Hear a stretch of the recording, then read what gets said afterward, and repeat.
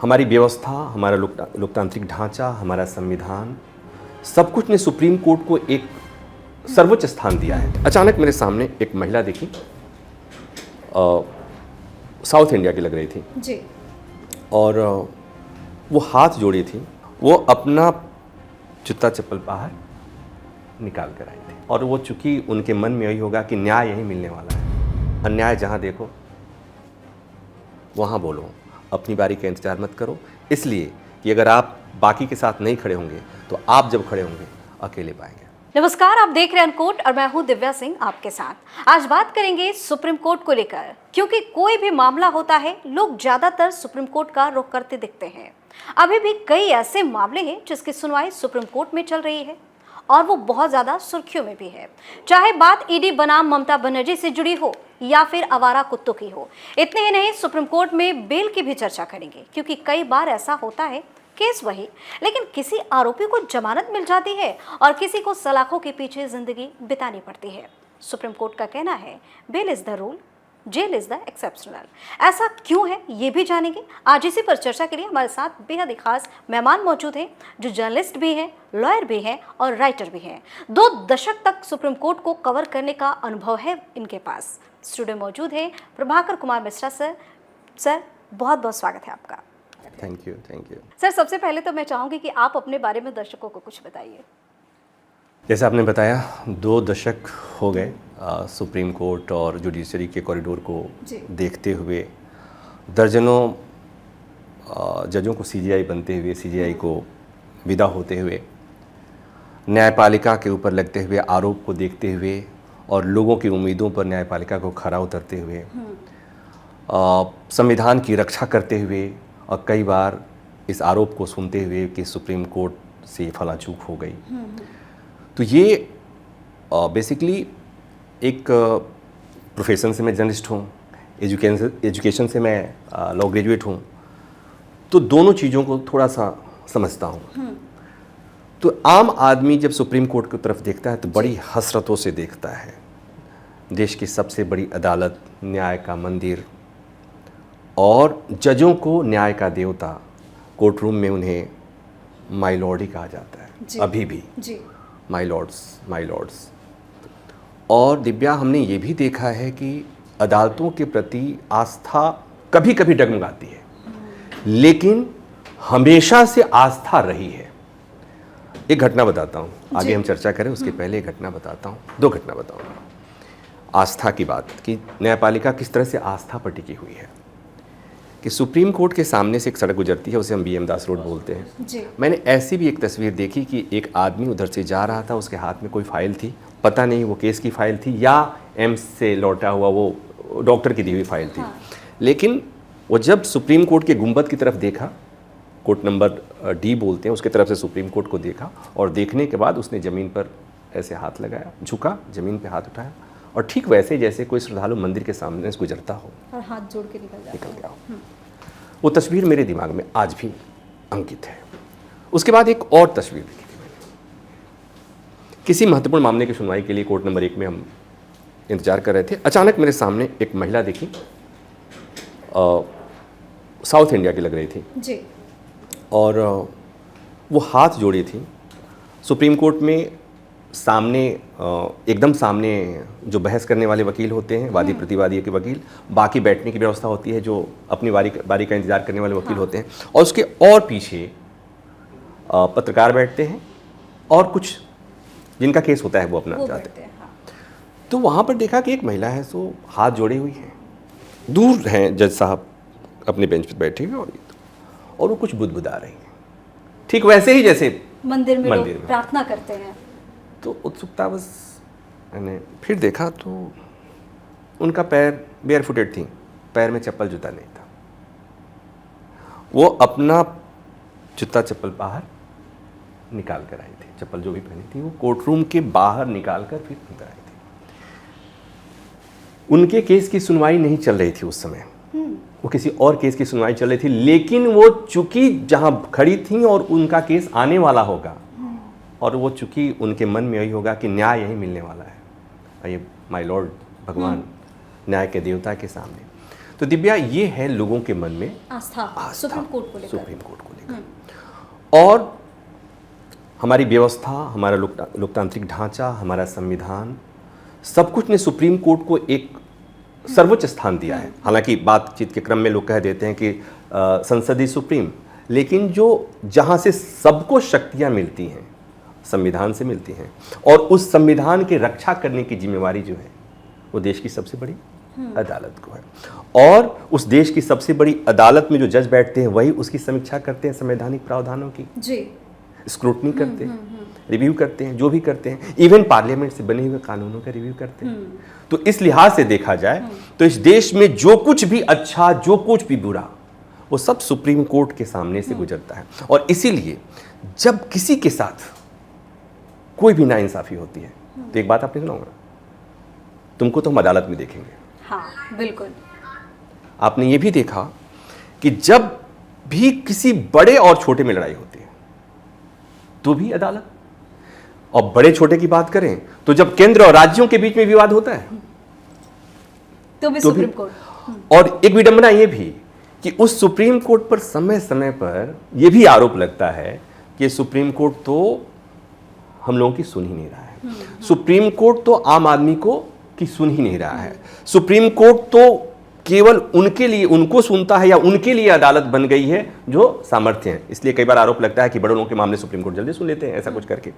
तो ये समय समय पर सुप्रीम कोर्ट इस धारणा को तोड़ने की कोशिश करता रहा है। मौजूदा जैसे सर, हाँ सर, बड़ा और संवेदनशील जो मामला है वो डायरेक्ट सुप्रीम कोर्ट तक पहुंच रहा है, तो इसको ऐसे देख सकते हैं क्या कि लोगों का सिस्टम पे, यानी सुप्रीम कोर्ट की अगर बात करें तो उस पर भरोसा बढ़ा है, निचली अदालत से अविश्वास की तरफ? इसको दूसरी तरफ से देखा जा सकता है। सीधे सीधे हम अविश्वास तो नहीं कहेंगे, लेकिन जो संवेदनशील मामले होते हैं, सामान्यतया संवेदनशील मामले होते हैं, आप सियासी मामलों की अगर बात करें तो सामान्यतया जिसमें संवेदनशीलता होती है, जिसमें सीधे सीधे सरकार इन्वॉल्व होती है, जिससे सामने वाला कोई विपक्ष का नेता, तो वहां पर ऐसा लगता है कि लोगों को लगता है कि निचली अदालतों से शायद उन्हें न्याय नहीं मिलेगा और बेल की बात कर लेगा। तो सामान्यतया निचली अदालतों में संवेदनशील मामलों में, राजनेताओं के मामले में बेल नहीं ही मिलता। तो इसलिए लोग सुप्रीम कोर्ट तो इसलिए या तो बहुत मामले में सीधे सुप्रीम कोर्ट आ जाते हैं, कई बार सुप्रीम कोर्ट सुनता है, कई बार सुप्रीम कोर्ट कहता है कि आप निचली अदालत में जाइए, पहले वहां जाइए, फिर हाई कोर्ट जाइए, फिर सुप्रीम कोर्ट व्यवस्था जो बनी हुई है। कई बार सुप्रीम कोर्ट सीधे सुन भी लेता है और कई बार वो डिपेंड करता है। तो इसको इस तरह से देखा जाना चाहिए कि संवेदनशील मामलों में कई बार निचली अदालतें पल्ला झाड़ लेती हैं कि कौन इस पचड़े में पड़ना जाए, जाओ वहीं देख लेना। ठीक है सर, अगला सवाल ये है कि ईडी बनाम ममता बनर्जी की अगर बात करें या फिर आवारा कुत्तों की बात करें, तो सुप्रीम कोर्ट आज हर सामाजिक और राजनीतिक बहस का केंद्र क्यों बनता जा रहा है? जैसे हम पहले बात कर रहे थे, अब कुत्तों का मसला है। कुत्तों का मसला सुप्रीम कोर्ट लगातार 4 दिन इस पर सुनवाई किया है, और एक ऐसा मसला जिससे सब प्रभावित हैं। और प्रभावित कैसे हैं कि या तो किसी के बच्चे को कुत्ते ने काट लिया, या किसी कुत्ते ने दौड़ा लिया, या आप कुत्ता प्रेमी हैं, आप जिस कुत्ते को फीड कराती हैं, खाना खिलाती हैं, उसे आपके पड़ोसी ने मार दिया, या आपको कुत्ता को खिलाते हुए किसने देखा, आपके साथ भला बुरा कह दिया। अलग अलग मामले।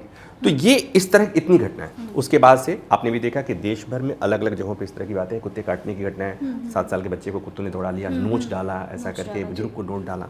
तो ये मामला सुप्रीम कोर्ट में आया। सुप्रीम कोर्ट ने एक आदेश दिया था कि जस्टिस पारदीवाला की बेंच का फैसला था कि वो देश में जितने आवारा कुत्ते हैं सबको हटाओ और सबको डिटेंशन सेंटर में डाल दो, सबको ऐसी जगह डाल दो।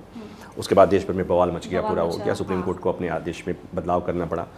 सुप्रीम कोर्ट ने बदलाव किया तो कहा कि ऐसा है, सब जगह से नहीं कर सकते, लेकिन जो पब्लिक प्लेसेज हैं, मसलन अस्पताल, इंस्टीट्यूशंस, रेलवे स्टेशन, ऐसे जगहों से कुत्तों को आप हटाइए, उन्हें वैक्सीनेट कीजिए, उन्हें शेल्टर होम में रखिए, बाकी के लिए कुत्ते ने। लेकिन उसको लेकर भी विवाद हो रहा है सुप्रीम कोर्ट में, अभी भी सुनवाई चल रही है, 20 तारीख को फिर सुनवाई होनी है। इसको अगर दूसरे ढंग से देखा जाए कि जब कोई ये कहता है कि सुप्रीम कोर्ट केवल बड़े मामलों की सुनवाई करता है, संवैधानिक मसलों की सुनवाई करता है, उसका ये जवाब है ना, हिंदुस्तान के सुदूर किसी कोने में किसी के बच्चे को कुत्तों ने खा लिया, इस बात की चिंता सुप्रीम कोर्ट की हुई है, इसलिए सुप्रीम कोर्ट ने इस मामले की सुनवाई किया और लगातार सुनवाई कर रहा है ताकि इस मसले का समाधान निकल जाए। इंसान और कुत्ता आमने सामने है, कुत्ता प्रेमी और कुत्ता हेटर सामने सामने है, तो इसका समाधान कैसे निकलेगा? ये चिंता है। अगर सुप्रीम कोर्ट इस पर इतनी लंबी सुनवाई कर रहा है, इसका मतलब ये चिंता है, और ये जवाब भी उन लोगों के लिए है कि सुप्रीम कोर्ट आम आदमी के दुखों को भी समझता है। अब आते हैं दूसरे मसले पर। ईडी बना ममता। ईडी बना ममता, जिसे आप संवेदनशीलता के परिभाषा में रखेंगे तो सबसे ये मामला, जब ईडी ने छापा मारा जी आईपैक के दफ्तर पर, वहाँ से जो फाइल बरामद हुई, ममता बनर्जी ने, ऐसा होता बहुत कम है, मतलब देश के इतिहास में कभी कभी ऐसे मौके आए होंगे जहाँ मुख्यमंत्री खुद जाती हैं और इस तरीके की तस्वीर सामने आती है। उसके बाद एक और चीज़ हुई थी, ईडी हाईकोर्ट गई, हाईकोर्ट में सुनवाई ही नहीं हो पाई, जज ने हाथ खड़े कर दिए कि यहाँ का जो माहौल है, इसलिए कि वहाँ पर इतनी भीड़ इकट्ठा हो गई और इतना बवाल मच गया। अब जब हाईकोर्ट का जज ही हाथ उठा दे कि सॉरी मैं सुनवाई नहीं कर सकता, माहौल यहाँ का बहुत हॉस्टाइल हो चुका है, तो जाहिर सी बात है मामला फिर सुप्रीम कोर्ट। तो सुप्रीम कोर्ट मामला आया, हालांकि सुप्रीम कोर्ट में याचिका दायर हुई थी, सुनवाई हुई नहीं। पश्चिम बंगाल मतलब कोलकाता हाईकोर्ट में सुनवाई अभी हो रही है, लेकिन अल्टीमेटली आना फिर सुप्रीम कोर्ट की। और हम तो इस तरह से, हम कोर्ट रिपोर्टर हैं, तो हम तो ऐसे केस जब भी कहीं देश में कहीं कुछ ऐसी घटना घटती है तो सही कहें हल्के फुल्के अंदाज में, तो हम लोग को बड़ा सुकून मिलता है कि चलो मामला ये सुप्रीम कोर्ट आएगा, और जब सुप्रीम कोर्ट आएगा तो बीइंग कोर्ट रिपोर्टर हम इसे रिपोर्ट करेंगे, हमको लाइव करने का मौका मिलेगा, हमको ज्ञान देने का मौका मिलेगा, फिर हम बताएंगे केंद्र राज्य संबंधों के बारे में बताएंगे, हम ईडी के अधिकार क्षेत्र के बारे में बताएंगे, हम सीबीआई के अधिकार क्षेत्र में बताएंगे, हम फिर बताएंगे ईडी ने कहाँ गलत किया, हम फिर बताएंगे सीबीआई ने कहाँ गलत किया, हम फिर बताएंगे कि केंद्र राज्य संबंधों में ईडी और सीबीआई की भूमिका क्या है, हम फिर बताएंगे कि सुप्रीम कोर्ट ने क्या कहा, और हम फिर सुप्रीम कोर्ट तब फिर ये कहेंगे कि केंद्रीय जांच एजेंसियों का हमेशा बेजा इस्तेमाल होता रहा है, तब भी होता था, आज भी होता है। तो ये ऐसी जब घटना कोई घटती है, जैसे अभी मैं कह रहा हूँ कोलकाता हाईकोर्ट में सुनवाई चल रही है, लेकिन हमारी अदालत में मामला आना है, यानी सुप्रीम कोर्ट में मामला आना है, फिर जब मामला आएगा तो सुप्रीम कोर्ट के सामने हम खड़ा होकर ज्ञान देंगे। बिल्कुल सर, सुप्रीम कोर्ट कहता है कि bail is the rule, jail is the exceptional. आम दर्शक की भाषा में इसका असली मतलब क्या है? ये एक न्यायिक सिद्धांत है जो हिंदुस्तान में ही प्रतिपादित हुआ, कि ये मानकर चला जाता है कि किसी को भी जेल सलाखों के पीछे रखने के लिए एक उचित प्रक्रिया का पालन किया जाना चाहिए। और उचित प्रक्रिया का पालन क्या है कि भाई आरोप लगे, ट्रायल करो, दोषी है उसे सजा के तौर पर जेल भेज दो। सामान्यतः अपने देश में क्या होता है कि अदालतों में मामले इतने पेंडिंग हैं, इतने लंबित हैं कि ट्रायल में लंबा समय लग जाता है, ट्रायल तक पहुंचने में लंबा समय लग जाता है। और उसमें क्या होता है कि कई बार कि ट्रायल के होने के बाद से पता चला कि आरोपी जो था उसे क्लीन चिट मिल गई, वो बाइज्जत बरी हो गया, और वो उसका पता चला कि 10 साल तो जेल में रह गया, और उसका हर्जाना, उसका मुआवजा, उसका भुगतान। हमारे देश में, हमारे समाज में, हमारे संविधान में कोई व्यवस्था ही नहीं है कि अगर कोई किसी को क्लीन चिट मिल गई फिर भी उसके 10 साल रह गया था, तो इसकी व्यवस्था नहीं। तो ये व्यवस्था दी गई कि सामान्य परिस्थितियों में बेल सबको मिल जाना चाहिए, बेल सबको मिल जाना चाहिए, इसलिए बेल इज रूल। बिल्कुल सर, एक सवाल यहाँ पे ये बन जाता है कि अगर बेल नियम है, जैसा कि सुप्रीम कोर्ट का कहना है, तो एक ही केस में किसी आरोपी को जमानत मिलती है, किसी को सजा हो जाती है, तो ऐसा क्यों, इतना अंतर क्यों देखने को मिलता है? तो ये जो bail is rule, jail is exception, exception is there. अब इस एक्सेप्शन की परिभाषा को समझिए कि कुछ कानून ऐसे हैं जैसे यूएपीए, जैसे देश के खिलाफ कुछ नारेबाजी हो गया, देश के खिलाफ कुछ षड्यंत्र रचते हुए, तो यूएपीए की धारा लगती है, तो उसका एक मामला हो गया। आर्थिक अपराध को भी बहुत संगीन अपराध माना जाता है, मनी लॉन्ड्रिंग को ईडी जिसकी जांच करती है। ये दो ऐसे मामले हैं जिसमें किसी के खिलाफ अगर मुकदमा दर्ज हो गया तो वहां पर बेल होने की संभावना छिड़ हो जाती है। लेकिन जैसे दिल्ली दंगे की बात कर लेते हैं। हाँ, बिल्कुल। दिल्ली दंगा के मामले में कुछ आरोपियों को हाईकोर्ट से जमानत मिल गई थी, बाकी 7 लोग आए सुप्रीम कोर्ट, 7 में 2 लोगों को कोर्ट ने जमानत देने से मना कर दिया, बाकी 5 लोगों को जमानत कोर्ट ने दे दी थी। 2 में शर्जील इमाम और उमर खालिद सबसे ज़्यादा चर्चा उस बात की हुई और कोर्ट ने तब जमानत देने से, इनको जमानत देने से मना किया। बाकी जो 5 लोगों को जमानत दिया और इनको क्यों जमानत नहीं दिया, तो कोर्ट ने अपने फैसले में लिखा कि दंगे की साजिश रचने में इनकी भूमिका थी, वो केंद्रीय भूमिका थी। He was leading that conspiracy national level पे, राइट। तो ये कोर्ट ने उसे जस्टिफाई करने की कोशिश की। दूसरा एक चीज़ और है कि यूएपीए के ही प्रावधान में, इस कानून में एक प्रावधान है जहां पर अगर जांच एजेंसी जैसे पुलिस मामले की जांच कर रही है, तो जांच एजेंसी अगर अदालत के सामने ये साबित कर देती है कि इनके खिलाफ अब तक जांच में जो चीज़ें आई हैं, जो तथ्य आए हैं, जो सबूत हमने इकट्ठा किया, वो सजेस्ट कर रहे हैं, वो प्राइमे फेस है, ये बता रहे हैं कि ये जो तथ्य हैं वो इनके खिलाफ जा रहे हैं, और ऐसी सूरत में अदालत जमानत देने से मना कर सकती है। ऐसे कानून में प्रावधान है। लेकिन दिव्या,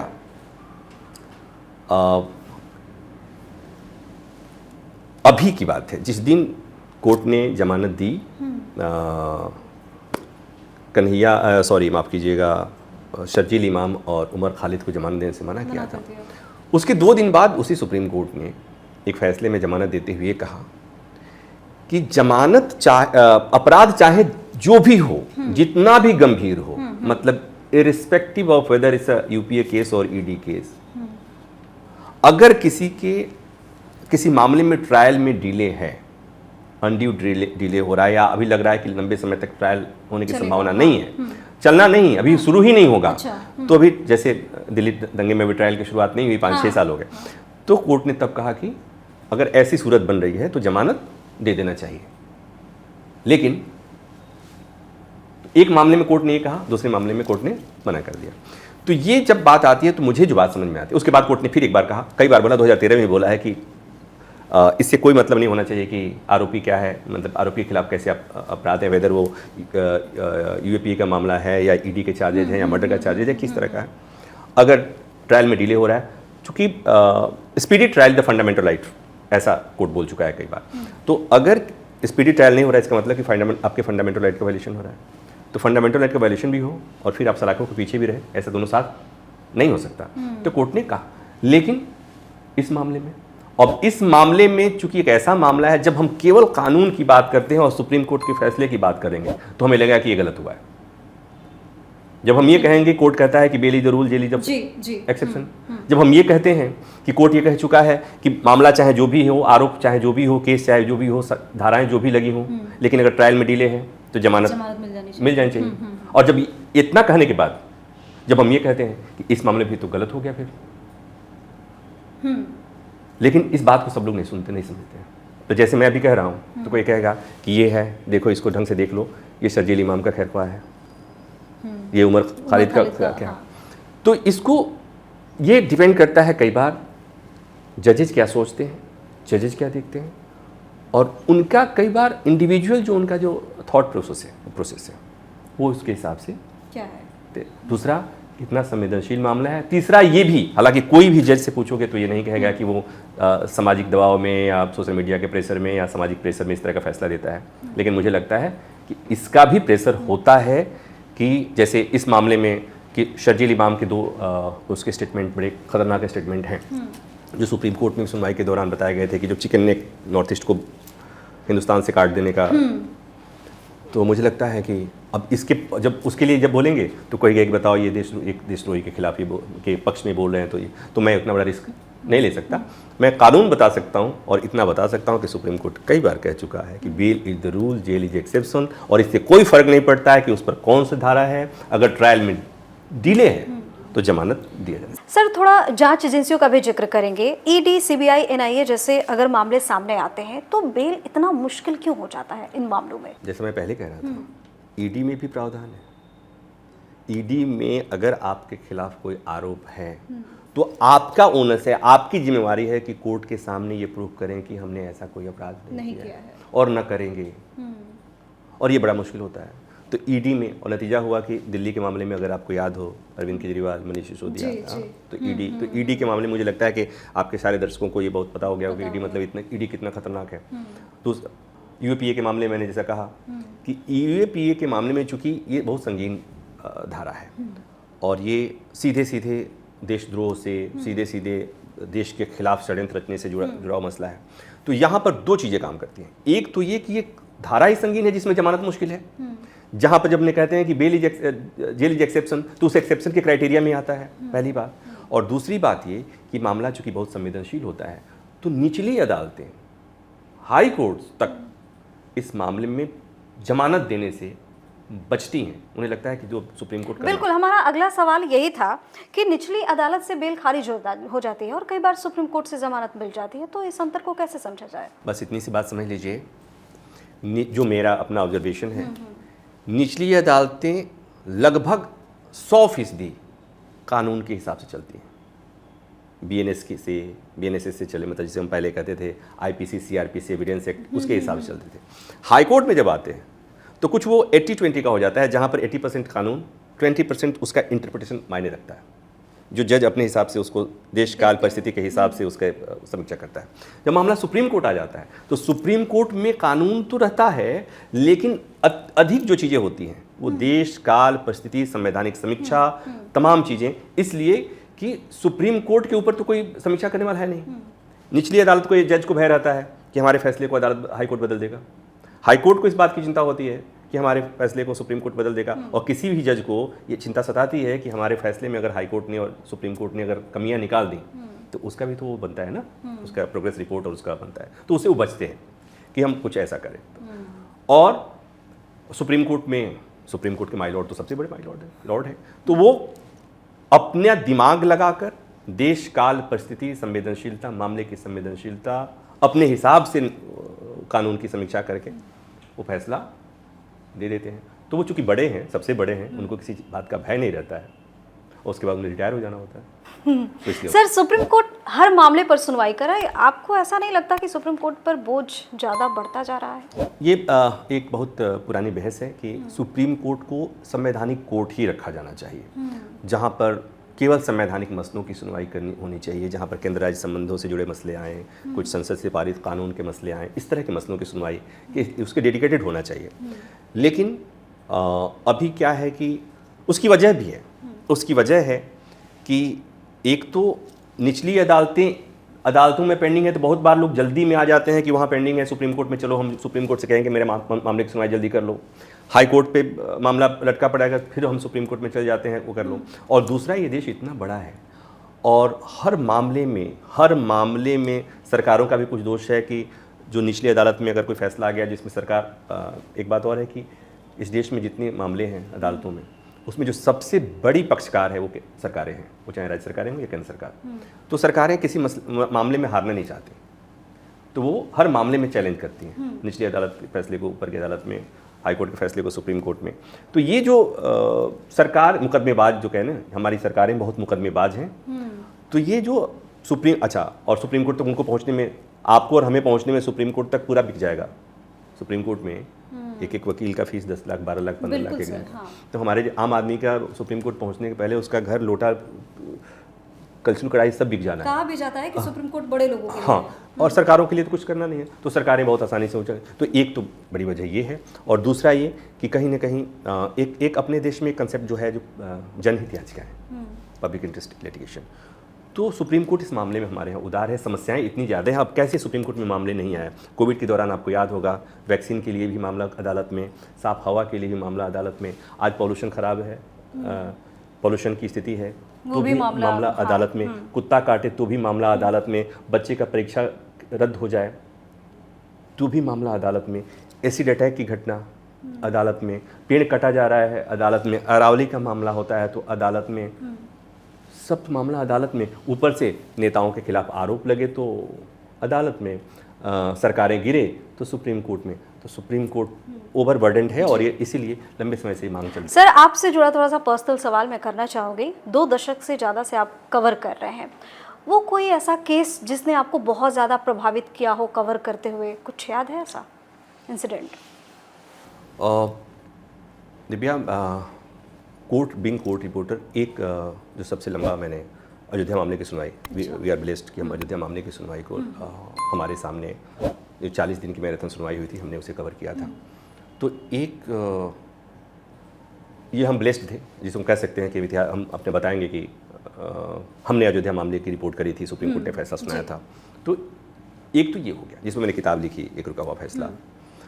तो उसे मैं बहुत वो कहता हूँ कि मैंने उसे समझा, देखा, समझा और देश काल परिस्थिति राजनीति को समझने की कोशिश की। तो एक तो ये मसला हो गया। लेकिन हमने निर्भया मामला भी देखा, हमने दिल्ली का छावला गैंगरेप में एक लड़की के साथ निर्भया के आसपास की घटना थी, उसके साथ भी उतनी जघन्यता हुई थी, उसी तरह की जघन्यता हुई थी। उसके इसके फैक्ट्स पढ़ करके चार्जशीट पढ़ करके रोंगटे खड़े हो जाते हैं, इतना होता। और उसमें सुप्रीम कोर्ट ने कह दिया कि जांच में गड़बड़ी है और जो तथ्य जो सबूत मिले हैं वो इतने स्ट्रॉन्ग नहीं है कि इनको पनिश किया जाए। और निचली अदालतों से सज़ा हो चुकी थी, हाई कोर्ट से सज़ा हो चुकी थी और सुप्रीम कोर्ट में उन्हें। तो उसने आपको प्रभावित किया उस केस ने? कई बार लगता है कि अदालतें तो केवल ठीक है तथ्यों के साथ चलती हैं, लेकिन जिसके साथ न्याय नहीं होता। और मान लीजिए जैसे मैंने छावला गैंगरेप की बात करी, आरोपी तो चले गए, ठीक है उन्होंने नहीं किया था, लेकिन किसने किया था? किसी ने तो किया था। तो वो उसको न्याय कौन दिलाएगा? तो ये जब ऐसी खबरें आती हैं ना, तो लगता है कि there is something wrong with our system. और वो घटनाएं, ऐसी घटनाएं प्रभावित करती हैं। तो सर, इन सारे अनुभवों ने आपके नज़रियों को कैसे बदला? क्या सोचने लगे आप? बीइंग जर्नलिस्ट मुझे लगता है कि अब मैं थोड़ा पीड़ितों को लेकर ज़्यादा वोकल हो गया हूँ। कई बार होता है ना, कहते हैं ना कि जर्नलिज्म में कि आपको बहुत तटस्थ रहना चाहिए। तो मैंने अपनी तटस्थता की परिभाषा थोड़ी सी माइल्ड कर दी है कि जहाँ मुझे प्राइमरी फेस लगता है कि ये पीड़ित है या पीड़िता है, तो मैं उसके खिलाफ, अब उसके पक्ष में खड़ा हो जाता हूँ। कई बार जो पत्रकारिता के दायरे के बाहर भी जाकर मुझे बोलना है तो बोलना है। कानून क्या कहता है, थोड़े समय के लिए छोड़ दो। कानून जब, इसलिए कि मेरे मन में तब सवाल होता है कि हो सकता है कानून बाद में छोड़ दे, बाद में कानून कह दे कि इस मामले की जांच ठीक से नहीं हुई थी, जांच एजेंसी ने अपना काम ठीक से नहीं किया था। तो हम वहाँ पर कई बार एक्टिविस्ट की तरह बिहेव करने लगते हैं कि नहीं, इस मामले में तो न्याय होना ही चाहिए। जी सर, जाते जाते दर्शकों के लिए कोई मैसेज जो आप देना चाहते हो अपनी तरफ से? बस इतनी सी बात है कि जब आपके खिलाफ, आप अगर स्टूडेंट हैं, आपका पेपर आउट हो गया, आपको लगता है कि मेरे खिलाफ अन्याय हुआ है, तो आप सड़कों पे उतरते हैं। किसानों के खिलाफ जब अन्याय होता है तो आपको लगता है कि किसान खालिस्तानी है, आतंकी है। डॉक्टर्स जब सड़क पे उतरते हैं तो आप कहते हैं कामचोर हैं। शिक्षकों के खिलाफ जब आपको कोई अन्याय होता है तो भी आपको लगता है कि नौकरी करना चाहिए, इनको क्रांतिकारी नहीं बनना चाहिए। तो मुझे लगता है कि अन्याय जहाँ देखो वहाँ बोलो, अपनी बारी का इंतजार मत करो। इसलिए कि अगर आप बाकी के साथ नहीं खड़े होंगे तो आप जब खड़े होंगे अकेले पाएंगे। बहुत बहुत धन्यवाद सर, आपने अपना इतना कीमती वक्त हमारे लिए thank you, thank you, thank you. इस शो में फिलहाल के लिए इतना ही। आप अपनी राय हमें कमेंट करके जरूर बताएं, चैनल को सब्सक्राइब करें, वीडियो को लाइक और शेयर जरूर करें। बहुत बहुत धन्यवाद।